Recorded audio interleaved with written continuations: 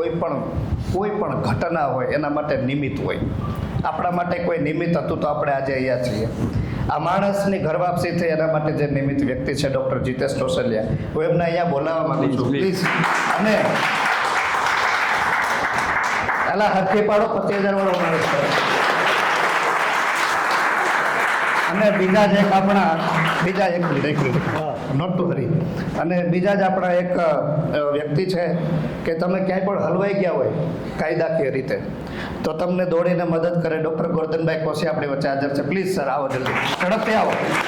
આજે પણ આ ઉંમરે આપણને શરમાવે એવી સરસ મજાની સ્ફૂર્તિ ચુસ્તી આ વ્યક્તિમાં છે, શીખવા જેવું છે એમની પાસે.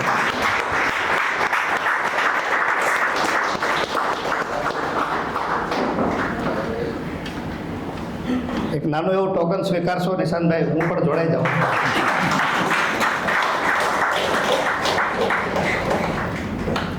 So thank you very much. એમના ગુરુજીને કોઈ બે શબ્દો કહેવા હોય તો મને લાગે છે એવું. હા, ઘણા વખત પછી આજે પહેલી વાર સૂર્ય જોયો સવારમાં. જનરલી હું 10 વાગે ઉઠતો હોઈશ સવારમાં, ડેઈલી સવારમાં શાર્પ રેગ્યુલર 10 વાગે ઉઠી જવાનું. 12 વાગે ઘરની બહાર નીકળી જવાનું દૈનિક ક્રિયા પતાવીને. 5 વાગે ઘરે પાછું પહોંચી જવાનું. જમીને 6 વાગે ક્લિનિકે પહોંચી જવાનું અને રાત્રે 2 વાગે ટાઈમે સૂઈ જવાનું. આ જેટલો સમય છે એમાં હોમિયોપેથી સિવાય બીજું કંઈ કરવાનું નહીં. આવા એડિક્શનની હાથે બીજા એડિક્ટેડ બને એવો ચેપ લગાવવાની આદત છે. જીવનની એક એક પળને કોન્ફિડન્સ અને પોતાની માટે અને બીજાને પ્રેરણારૂપ બનીને જીવવાની આદત છે.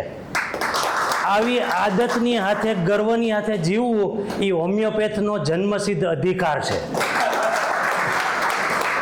બીજું તમે જોયું હશે તો આ લેક્ચર દરમિયાન 1.5 કલાકમાં એને 69 મેડિસિન ભણાવી. જે મેડિસિન ભણતા 20 વર્ષ થાય. જે મેડિસિન જો તમે જાતે આ શબ્દોને રેકોર્ડ કરીને તમે સમજો અને પ્રેક્ટિસમાં એપ્લાય કરીને એનું પરિણામ મળે ને તો 20 વર્ષ થાય એવો મારો અનુભવ છે. એ તમને 1.5 કલાકમાં કીધું એટલે એક શબ્દની કિંમત તમે ગણો તો કેટલી થાય ને, એક એક શબ્દની કિંમત લાખોમાં થાય જો તમે એનો ઉપયોગ કરો તો, નહીં તો ખાલી વ્યાકરણ જ ગણાય. Thank you.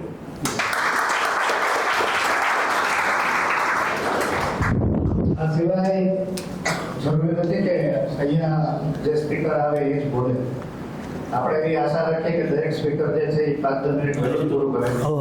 અને આપની કોઈની પાસે પણ પોતાની જનરલ પ્રેક્ટિસમાં કોઈ સારા એક્સરસાઇઝ હોય તો જરૂરથી શેર કરજો.